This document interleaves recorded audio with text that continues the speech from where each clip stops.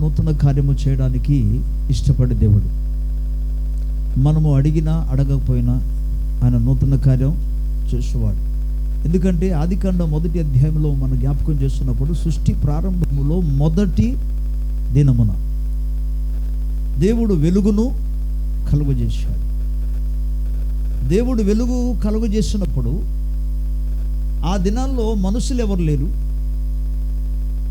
దేవుని దగ్గర ఏ మానవుడు కూడా ప్రభు ఇలాగ చీకటి కమ్మి ఉంది కదా, మీరు వెలుగు దయచేయండి ప్రభు అని ఎవరు అడగలేదు. దేవుడు తనంతట తానే ఇలాగూ చీకటిగా ఉండటం మంచిది కాదని ఎరిగి ప్రభు అంటున్నాడు, వెలుగు కమ్ము. దేవుని స్తోత్రం. సో వెలుగు కలిగించడం కానీ నూతన కార్యము చేయడం కానీ మొదటి నుండి దేవుని యొక్క సంకల్పమై ఉన్నది. ఏ ఒక్కరి జీవితంలో ఈ 2025వ సంవత్సరంలో కలిగి ఉన్న బాధలో నుండి నూతన సంవత్సరంలో ప్రవేశిస్తుండగా అదే బాధలో ప్రవేశించడము దేవునికి ఇష్టము లేదు. అందుకే భక్తుడైన దావీదు ఈ విధంగా ప్రార్థన చేస్తాడు. 23వ కీర్తనలో ఏమంటాడంటే, నేను గాఢాంధకారపు లోయలో సంచరించినను. గాఢాంధకారము అన్న వెంటనే చీకటిలో, ఆ చీకటిని అనగా రకరకాలైన సమస్యలకు, కష్టాలకు లేదా శోధనకు తెలియజేస్తుంది. దేవుడు నీకు కలిగి ఉన్న శోధనను, నీకు కలిగి ఉన్న కష్టం మీద దేవునికి ఆత్మ అల్లాడుచున్నగా ప్రభు పలకబోతున్న విషయం ఏంటంటే, వెలుగు కమ్ము. హల్లెలూయా. వెలుగు కలుగునుగాక. మీ యొక్క జీవితాలలో ప్రభు యొక్క వెలుగు కలుగునుగాక. మీ యొక్క కుటుంబాలలో ప్రభు యొక్క వెలుగు కలుగునుగాక. ఈ వెలుగు కలుగును అనే పదానికి అర్థం ఏంటంటే, ప్రతి చీకటి పారద్రోలబడాలని, ప్రతి కష్టములన్నీ కూడా పారద్రోలబడాలని, ప్రతి విధమైన వేదనందు కూడా పారద్రోలబడాలని, ప్రతి అనారోగ్యమందు కూడా పారద్రోలబడాలనే అర్థం అది. దేవుని స్తోత్రం. సో సృష్టి ప్రారంభంలోనే దేవుడు వెలుగును కలుగు చేశాడు. అండ్ దేవుని యొక్క బిడ్డలందరూ కూడా ఆ వెలుగు కలిగి జీవించాలనేది ప్రభు యొక్క ఉద్దేశం. అందుకే మీరు పరిశుద్ధ గ్రంథంలో యేసు ప్రభువారు భూలోకానికి రాకముందు, యేసు కంటే ముందుగా బాప్తీసమిచ్చు యోహాను పంపించాడు. ఈ యోహాను గురించి చక్కటి మాట లూకా సువార్తలో కనబడుతుంది. అందరూ లూకా సువార్తలోనికి ఒకసారి వెళదాం.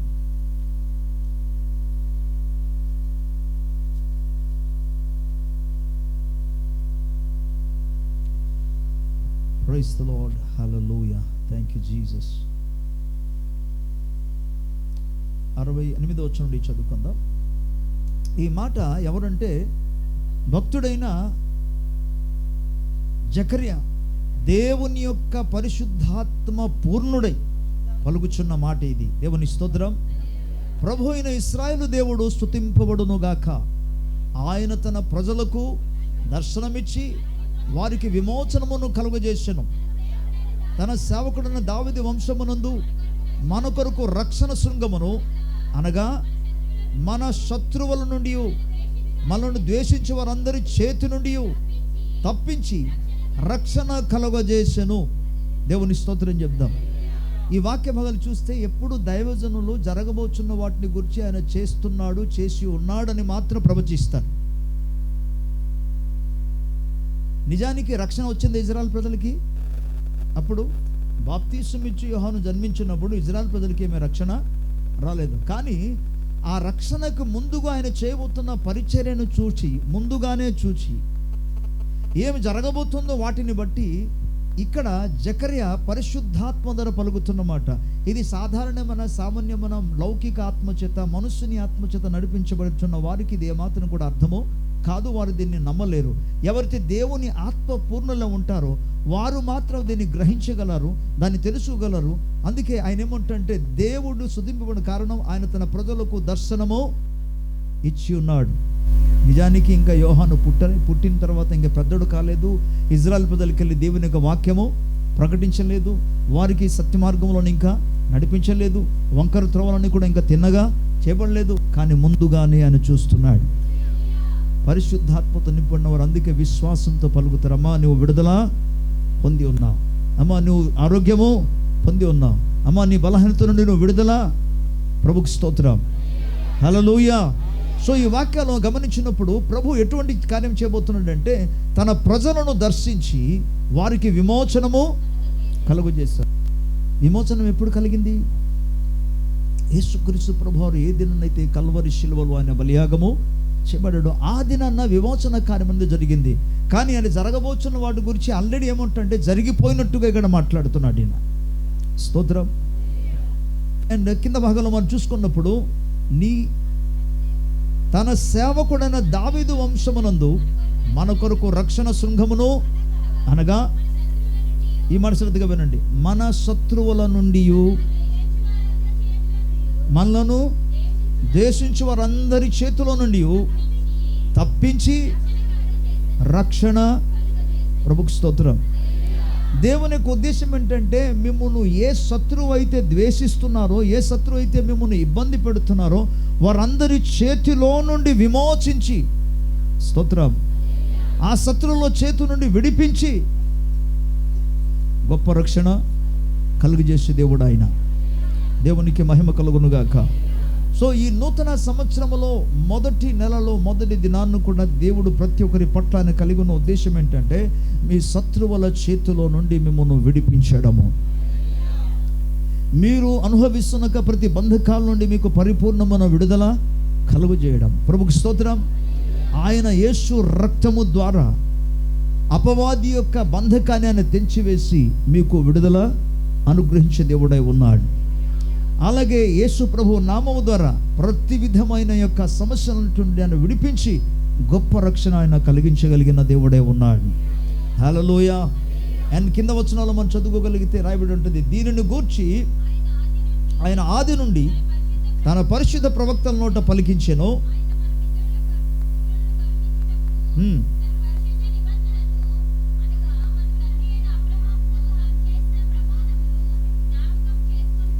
వినండి, ఇప్పుడు మనము శత్రువుల చేతు నుండి విడిపింపబడి మన జీవిత కాలమంతయు నిర్భయలోమై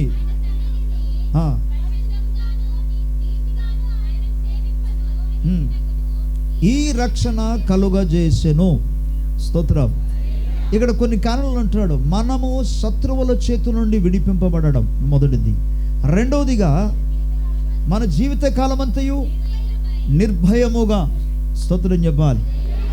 ఒకరోజు 2 రోజుల్లో అయితే ఈ ఒక వారంలో కాకుండా, ఇక్కడ లేఖనం ఏం చెప్తుందంటే జీవిత కాలమంతా కూడా నిర్భయముగా, అంటే ఏ భయము లేకుండా, దేనిని గూర్చిన భయము లేకుండా. ప్రభుకు స్తోత్రం. దేవుడు చేయబోతున్న కారణం అంటే మన రాత్రి సమయంలో జ్ఞాపకం చేసుకున్నాం ఏంటంటే, నేడు మీరు చూచుచున్న ఈ యొక్క శత్రువులను మరి ఎన్నడూను చూడవద్దు, మీరు భయపడవద్దు.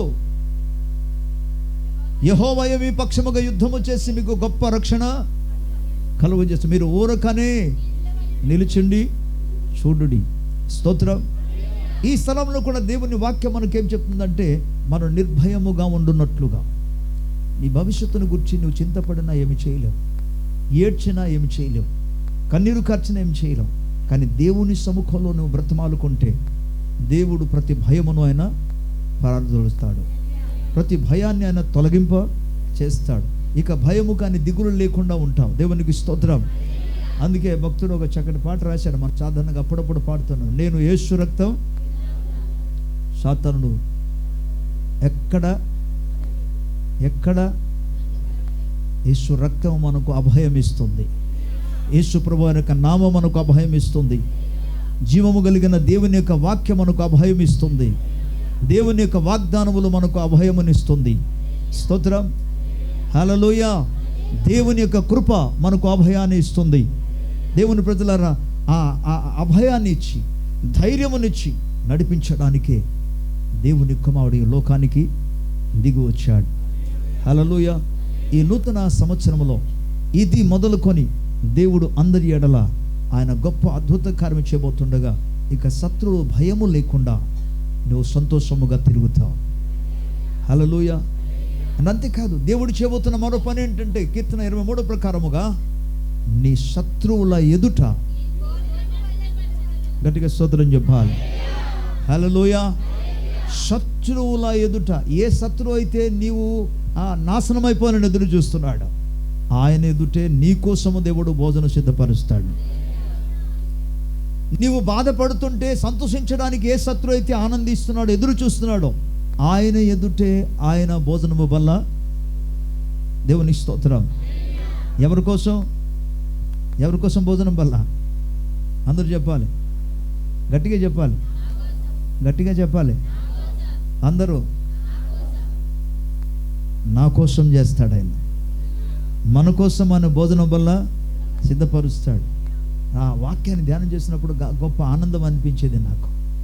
ఇప్పుడు కూడా ఆనందమే దైవ వాక్యం ధ్యానం చేసినప్పుడు. శత్రు దూరం నుండి చూస్తుంటాడు, కాపరి పక్కనే ఉంటుండగా, దగ్గర ఉంటుండగా ఆ దూరం నుండి కనబడుతుందా అంటే చూస్తున్నాక ఆ పులులు కానీ, వెలుగుబంట్లు కానీ, లేకపోతే ఈ నక్కలు కానీ, ఇవన్నీ కూడా దూరం నుండి చూస్తాయి. కానీ మంద దగ్గరికి రావడానికి కారణం పక్కన ఒకడు ఉన్నాడు. ఆ మందకు దగ్గర ఒక వ్యక్తి ఉన్నాడు. ఆయన ఎవరు? కాపరి. ఆయన మామూలు వ్యక్తి కాడు. ఆయన స్తోత్రం. సముద్రమును చీల్చగలిగిన ప్రభు ఆయన. హల్లెలూయా. ఎర్ర సముద్రమును చీల్చడం మాదిరి కాకుండా తన బలమైన శక్తి చేత ఇజ్రాయెల్ ప్రజలను అణిచివేస్తానని ఇనుప రథాలతో, శ్రేష్టమైన గుర్రాలతో వచ్చిన తన శక్తి బలాన్ని, సైన్య బలాన్ని లయపరిచిన వాడు మన పక్షంగా ఉన్నాడు ఆయన. దేవునికి స్తోత్రం. అందుకే ఈ గొర్రె దర్జాగా అక్కడ నుండి దూరం నుండి శత్రువు చూస్తుండగా, గొర్రె మాత్రం భోజన బల సిద్ధపరిచుంటే హాయిగా తింటుంది. ఆ దూరం నుండి చూస్తుంది, కానీ దగ్గరికి రావడానికి అవకాశమే లేదు. అందుకే అంటాడు భక్తుడు, అంటాడు, నీవు నా శత్రువులు ఎదుట నాకు భోజనం వల్ల.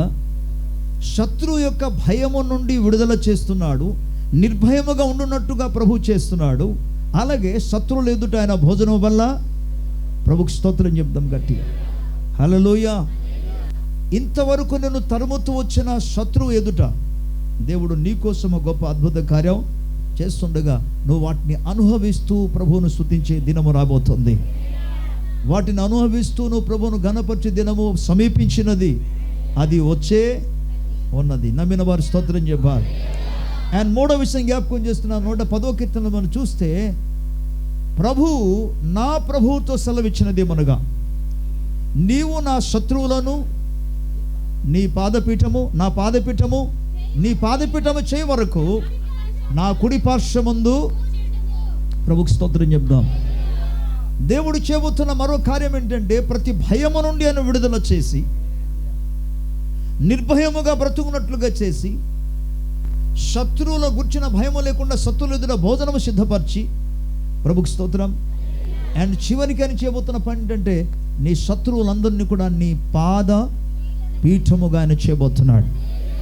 ఈ పని చేసే వ్యక్తి ఎవరంటే, ప్రభువులకు గట్టిగా స్తోత్రం చెప్పాలి. ఈ నూతన సంవత్సరంలో ప్రభు కొన్ని మార్పులు చేయబోతున్నాడు. నీ హృదయాల్లో ఆయన మార్పు ఇవ్వబోతున్నాడు, నీ మనస్సులో ఆయన మార్పుని ఇవ్వబోతున్నాడు. నీ స్థితిగతులను కూడా ఆయన మార్చివేసి తనకు మహిమకరంగా దేవుడు చేయబోతున్నాడు. ఎందుకంటే లేఖనం రాయబడింది, యెహెజ్కేలు గ్రంథం 36వ అధ్యాయము 26వ వచనం. యెహెజ్కేలు గ్రంథం, నూతన హృదయం మీకు ఇచ్చేదను. దేవునికి స్తోత్రం చెప్దాం. చూడండి, నంబర్ 1 మొదటిది ఏంటంటే, నూతన హృదయం నేను మీకు ఇస్తాను. ఇదే ఇర్మియా గ్రంథంలో 17వ అధ్యాయంలో మాట్లాడుతూ 9వ వచనంలో ఏమంటాడంటే, హృదయము అన్నిటికంటే మోసకరమైనది, అది ఘోరమైన వ్యాధి గలదంట. దాన్ని గ్రహింపగలిగిన వారు ఎవరు? బయటికి ప్రైజ్ ద లార్డ్, కానీ లోపల మండుతుంటుంది, కోపము రగులుతుంటుంది, ద్వేషం రగులుతుంటుంది. అందుకే దేవుడు అన్నాడు, ఇటువంటి ఆ స్వభావాన్ని, అలాంటి యొక్క హృదయాన్ని నేను సంపూర్ణంగా తీసివేస్తాను. చదవండి ఇప్పుడు. నూతన హృదయమును మీకు ఇచ్చేదను, నూతన స్వభావం మీకు ఇస్తాను. దేవునికి స్తోత్రం. ఆయన దేవుడు చేయబోతున్న పని అంటే, రాతి గుండెను తీసివేసి మాంసము గుండె నేను మీకు ఇస్తాను. ప్రభుకి స్తోత్రం చెప్పాలి. కొన్ని సందర్భాల్లో ఎంత మాట్లాడినా, ఎంత చెప్పినా వినని వారు ఉంటారు. మనస్సును మార్చుకోలేని స్థితిలో ఉంటారు, హృదయాన్ని ఏమాత్రం మార్చుకోలేని స్థితిలో ఉంటారు. ఈ మానవుని యొక్క స్వభావం, ఈ కఠిన స్వభావాన్ని బట్టి దైవ వాక్యానికి లోబడకుండా దేవునికి అయిష్టులుగా, దేవుణ్ణి ఇబ్బంది పెట్టేవారుగా, కుటుంబ సభ్యులకు ఇబ్బంది పెట్టేవారుగా, సంఘానికి ఇబ్బంది పెట్టేవారుగా, సమాజానికి ఇబ్బంది పెట్టేవారు ఉంటారు. వారు కఠిన స్వభావమే, ఆ మార్పు లేని స్వభావమే, ఆ మార్పు లేని హృదయము ద్వారా అనేకులకు వారు అడ్డుగా, ఆటంకముగా, బాధ కలిగించేవారు ఉంటారు. దేవుడు వాటిని చూసి ఏమంటున్నాడంటే, లేదు, నేను నూతన సంవత్సరం ఒక కార్యము చేస్తాను. ఆ కార్యం ఏంటంటే ఆ రాతి గుండెని పూర్తిగా నేను తీసివేస్తాను. హల్లెలూయా. రాతి గుండెని తీసివేసి నేను మాంసపు గుండెని ఇస్తాను. తద్వారా నేను ఏది పలికినా అది మెత్తగా నెమ్మదిగా వెంటనే నా మాటలు అంగీకరించి విధేయత చూపగలిగిన అటువంటి యొక్క ఆత్మని ఇస్తాను. అలాగే అటువంటి నూతన హృదయాన్ని నేను మీకు అనుగ్రహిస్తానని ప్రభు వాగ్దానం చేస్తున్నాను. హల్లెలూయా. వాగ్దానము చేస్తున్న దేవుడు ఎన్నటెన్నటికి ఆయన నమ్మదగిన దేవుడు. హల్లెలూయా. నూతన హృదయం మాత్రం కాదు, నూతన హృదయంలో ఏముంటుందంటే దైవ ప్రేమ ఉంటుంది. ఆ నూతన హృదయం దేవుడిచ్చే నూతన హృదయంలో దేవుని యొక్క సత్యం ఉంటుంది, దేవుని యొక్క నీతి ఉంటుంది, దేవుని ఆత్మచేత నింపబడి ఉంటుంది. ప్రభుకి స్తోత్రం. ఈ నూతన హృదయాన్ని గురించి దేవుడు మాట్లాడుతూ, నేను అలాంటి హృదయాన్ని ఈ నూతన సంవత్సరంలో ఈ యొక్క మొదటి నెలలోనే మొదటి దినాన్ని నేను ప్రారంభము చేస్తున్నాను. వాటిని మీకు అనుగ్రహించబోతున్నాను. దేవునికి స్తోత్రం. అండ్ రెండో భాగాలు అంటాడు, మీకు నూతన స్వభావం ఇస్తాను. మళ్ళీ చెప్తున్నాను, మానవుని స్వభావము ఒకవైపున దేవునికి, మరోవైపున మనుషులకు అడ్డుగా ఉంటుంది. మానవునికి స్వభావము దేవునికి, మనుషులకు బాధ కలిగించే స్థితిలో ఉంటుంది. కానీ దైవ స్వభావం దేవుని సంతోషపరుస్తుంది, మనుషులను కూడా సంతోషపరుస్తుంది. అందుకే యేసు ప్రభువారు దైవ స్వభావం కలిగిన వాడు.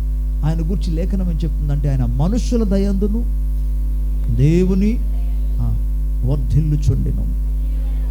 సో దైవ స్వభావం నీకు అవసరం. ఆ దైవ స్వభావం మనం కలిగి జీవించినప్పుడు ప్రియులారా, ప్రభువు నీ పట్ల కృప చూపడం అందరూ కాకుండా నువ్వు అనేకులకు సహాయం చేసే వ్యక్తిగా, అనేకులకు ఆశీర్వాదకరముగా ఉన్నట్లుగా దేవుడు నిన్ను మార్చగలడు. స్తోత్రం. హల్లెలూయా. చిన్న మాట మీ జ్ఞాపకం చేస్తాను. ఒక వ్యక్తికి బాగులేదు అనుకోండి, బాగులేని వ్యక్తికి బాగు చేయాలన్నప్పుడు డాక్టర్ దగ్గరికి వెళ్ళాలి, ట్రీట్మెంట్ చేయాలి. డాక్టర్ గారు ఒక్కొక్కసారి మెడిసిన్తో కొన్ని అయిపోద్ది అంటారు, మరికొన్ని ఇంజెక్షన్ అంటారు, మరికొన్ని ఇంజెక్షన్ కాదు సర్జరీ చేయాలంటారు. దీనికి ఆ పేషెంట్ దానికి ఏకీభవించాలి. పేషెంట్ దాన్ని ఏకీభవిస్తేనే వైద్యుడు ఇంజెక్షన్ ఇవ్వడం కానీ, టాబ్లెట్ ఇవ్వడం కానీ, లేకపోతే ఆపరేషన్ చేయడం కానీ ఏదో ఒకటి చేయగలరు. వాటిని స్వీకరించాలంతే. ఓకే అయ్యగారు అలాగేనండి అన్నారు. ఒకవేళ తనకు బాగుండి బాగలేకుండా డాక్టర్ దగ్గరికి వెళ్ళినా, డాక్టర్ గారి దగ్గర కానీ ఒప్పుకోలేదు అనుకోండి, అంగీకరించలేదు అనుకోండి, స్వీకరించలేదు అనుకోండి, ఏం చేస్తారైనా? అయితే మీ ఇష్టం బాబు, ఆ జ్వరంతో నెల్లు, ఆ బాధతో నెల్లు, అలాగ వెళ్ళు, నేను ఎవరు బాగు చేయలేరంటాడు. కానీ ఎవరైతే అంగీకరిస్తారో వారి జీవితంలో వారి పరిపూర్ణమైన విడుదల. దేవుని స్తోత్రం. దేవుడు ఈ ఉదయకాల సమయంలో అనగా ఈ మధ్యాహ్నకాల సమయంలో నీతో మాట్లాడుచుండగా, దేవుని యొక్క వాక్యాన్ని నువ్వు అంగీకరించడానికి సిద్ధముగా ఉంటే నీలో నుండి రాతి గుండెను ఆయన తీసివేస్తాడు. మానవ స్వభావాన్ని సంపూర్ణంగా పక్కనే తీసి పారవేస్తాడు. తన హృదయం నీకు ఇస్తాడు, తన మనస్సు నీకు ఇస్తాడు. అందుకే దైవ వాక్యం సెలవిస్తుంది. ఫిలిప్పీయులకు రాసిన పత్రిక 2వ అధ్యాయంలో మాట్లాడుతూ 5వ వచనం అంటాడు, క్రీస్తు యేసునకు కలిగిన ఈ మనస్సు మీరును కలిగి. స్తోత్రం. నూతన పరచబడాలంటే దేవునికి నీ మనస్సు ఇవ్వాలి. ప్రభువా, నా మనస్సును నువ్వు ఏం చేస్తావో నాకు తెలియదు, కానీ నా మనస్సును నూతన పరచాలి. నా హృదయాన్ని నీకు అప్పగిస్తున్నాను. నువ్వు ఎలా బాగు చేస్తావో నాకు తెలియదు, కానీ నీవే దాన్ని బాగు చేయి ప్రభువా, నూతన పరచు ప్రభువా. స్తోత్రం. ఈ నూతన హృదయము, నూతన స్వభావము కలిగిన వారు ఏం చేస్తారంటే దైవ వాక్యానికి విధేయత చూపుతారు. వాళ్ళు దేవుని యందు భయభక్తి కలిగి వాళ్ళు జీవిస్తారు. స్తోత్రం. అందుకే మీరు చూడండి, దావీదు ఒకసారి పాపంలో పతనం అయిపోయిన తర్వాత తిరిగి ఆయన పశ్చాత్తాప్తుడై 51వ కీర్తనలో ఆయన మాట్లాడుతూ, ప్రభువా, ఈ యొక్క స్థిరమైన మనస్సును మరలా నాలో నూతనముగా పుట్టించు. స్తోత్రం. హల్లెలూయా. దాన్ని బాగు చేసుకోవడానికి ఆయన ఇష్టపడ్డాడు. దావీదు ఇష్టపడ్డాడు. ఈనాడు నీవు నేను మనము దేవుని సముఖంలో దైవ వాక్యానికి మనం లోబడడానికి ఇష్టపడకపోతే, అంగీకరించకపోతే, స్వీకరించకపోతే దేవుడు కూడా ఏం చేయడు. నువ్వు నూతనపరచబడాలంటే దేవుని వాక్యానికి నువ్వు విధేయత చూపాలి. హల్లెలూయా. కొరింథీయులకు రాసిన 2వ పత్రికలో 6వ అధ్యాయంలో 18వ వచనం నుండి ప్రభు మాట్లాడుతూ, నిజానికి 14వ వచనం నుండి రాయబడి ఉంటుంది, కానీ 18వ వచనం నుండి మనం చూద్దాం. మీరు అవిశ్వాసులతో జోడుగా ఉండకుడి, నీతికి దుర్నీతితో ఏమి సాంగత్యము, వెలుగునకు చీకటితో ఏమి పొత్తు, క్రీస్తునకును బెలియాలకును ఏమి సంబంధము, పాలెక్కడిది,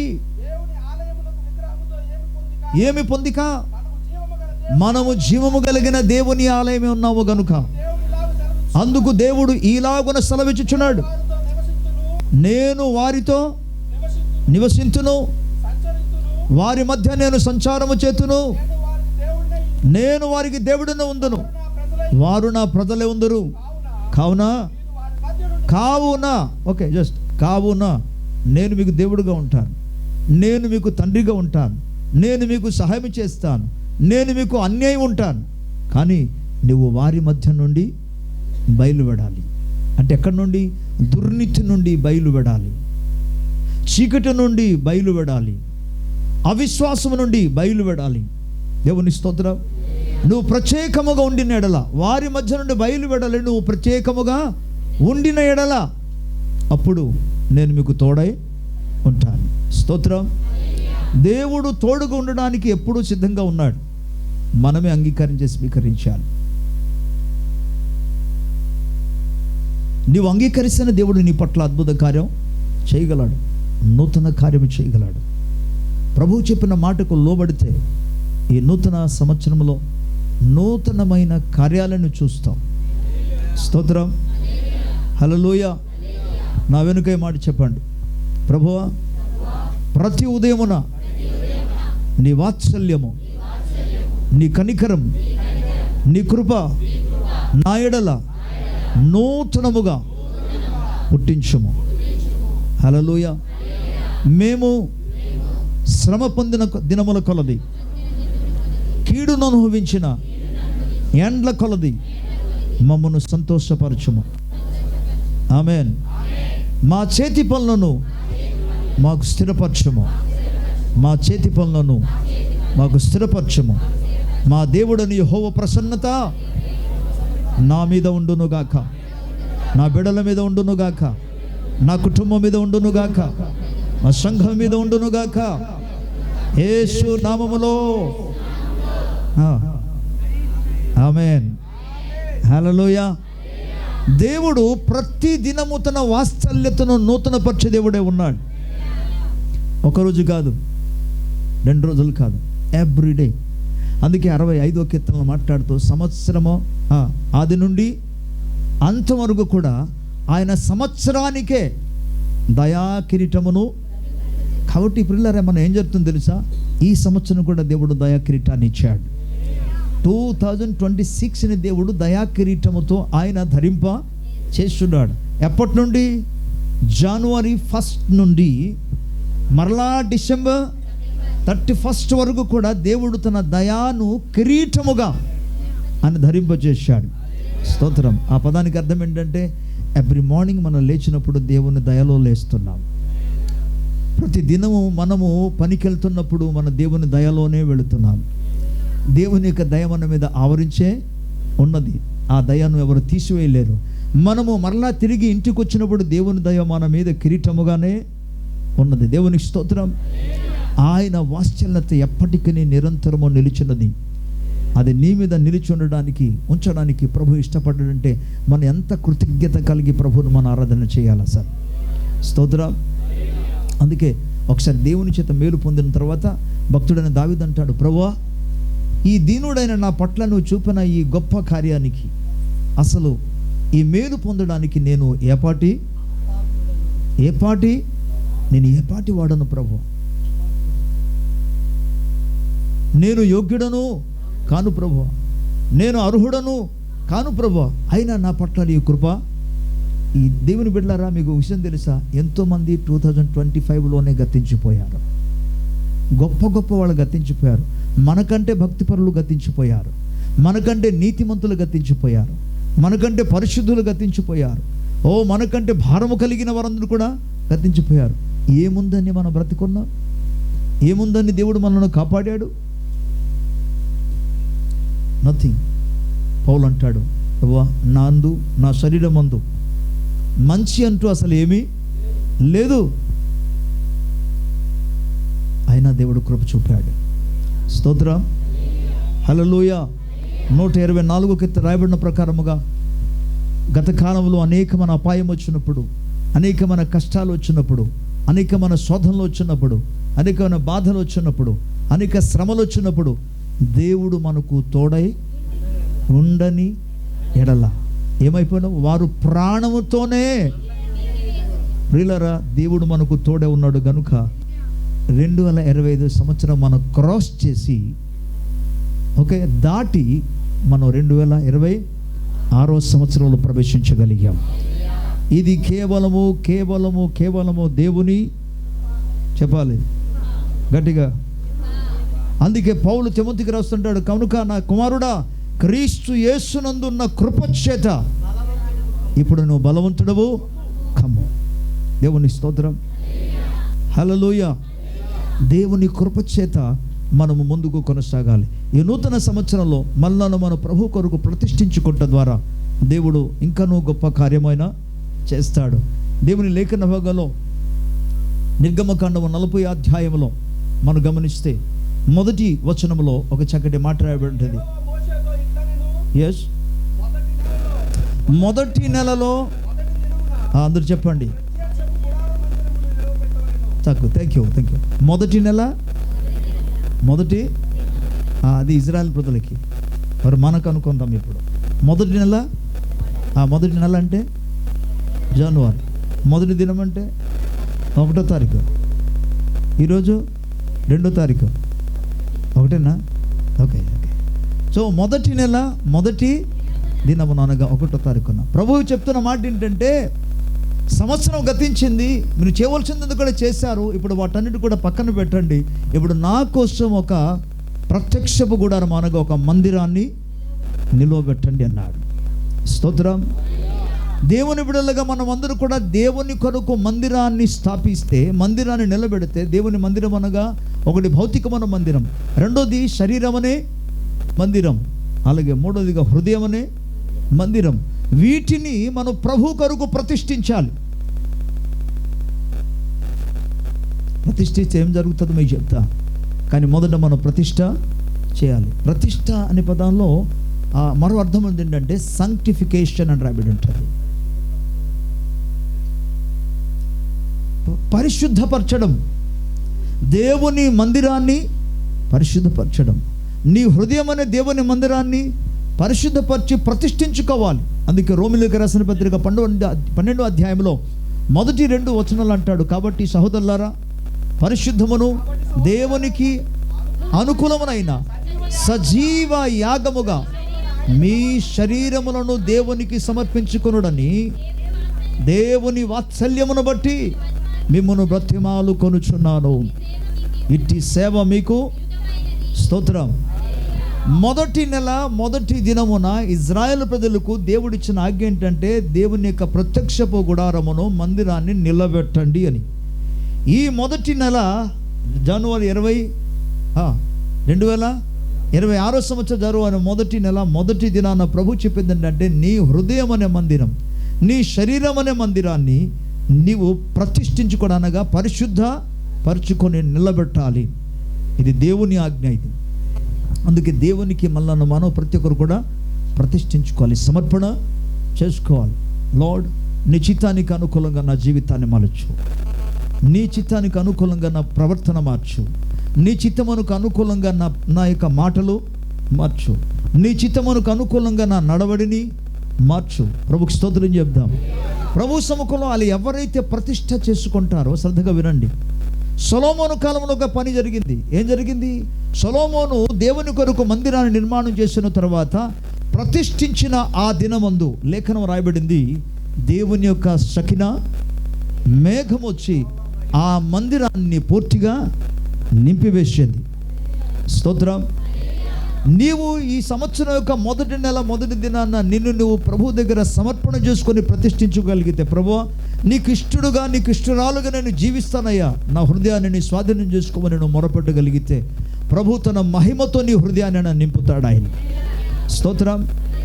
అలనాడు ఇజ్రాయేల్ దేశంలో యెరూషలేములో సొలొమోను కట్టిన దేవాలయంలోనికి తన మహిమతో దిగి వచ్చిన దేవుడు ఆయన నీలోనికి ఆయన దిగి వస్తాడు, నీ మీదికి ఆయన దిగి వస్తాడు. హల్లెలూయా. దేవుని యొక్క మహిమ శక్తి ఎంత అధికముగా నిండిందంటే యాజకులు లోపల ప్రవేశించి పరిచర్య చేయలేకపోయారు, అంత మహిమతో నింపబడింది. అటువంటి మహిమ మీరు చూడాలని ఆశ ఉందా? స్తోత్రం. హలో, అలాంటి మహిమ చూడాలని ఆశ ఉందా? చూడాలని ఉందా? అనుభవించాలని ఉందా? అందరూ చెప్పాలి. చూడాలా? అనుభవించాలా? నువ్వు అనుభవించాలి. దేవుని స్తోత్రం. ఈ నూతన సంవత్సరంలో దేవుని యొక్క మహిమ కలిగిన కార్యాలు నువ్వు అనుభవిస్తూ ఇతరులకు చూపినట్లుగా ప్రభు తన కృప సమృద్ధిగా అందరికీ అనుగ్రహించుగాక. దేవునికి స్తోత్రం. హల్లెలూయా. ఆయన నమ్మదగిన దేవుడు, ఆయన నిశ్చయముగా అటువంటి కార్యమైన చేస్తాడు. అప్పుడు ఎలా ఉంటుంది తెలుసా? నీ దుఃఖ దినములు వెలుగు కలిగిన వెంటనే చీకటి అక్కడ ఏమాత్రం కూడా నిలవదు. యేసయ్య అనే జీవితంలో నీకు ఉంటే మహిమ కలిగిన దేవుడు, కోటి సూర్యుల కంటే తేజస్సు కలిగిన దేవుడు, సమీపింపరాని తేజస్సులు నివసించిన దేవుడు నీలోనికి వచ్చి నీతో ఉంటే, మహిమతో నింపబడితే ఏ శత్రుశక్తి నీ ఎదుట? ప్రభుకు స్తోత్రం. గట్టిగా హల్లెలూయా. శత్రుశక్తులన్నీ కూడా అణపబడుతుంది, శత్రుశక్తులను కూడా పారద్రోలబడుతుంది. దేవుని స్తోత్రం. సో సంఘ విశ్వాసులందరూ కూడా అట్టి కృప కలిగి ఉండాలని దేవుని సేవకునిగా నేను కోరుకుంటూ ఈ మాటలు ముగిస్తున్నాను. ప్రభు ఈ మాటలు అందరి జీవితంలో నాటబడి ఫలింపచేసి వెలిగింపచేసి నడిపించునుగాక. ఆమేన్. ఆమేన్.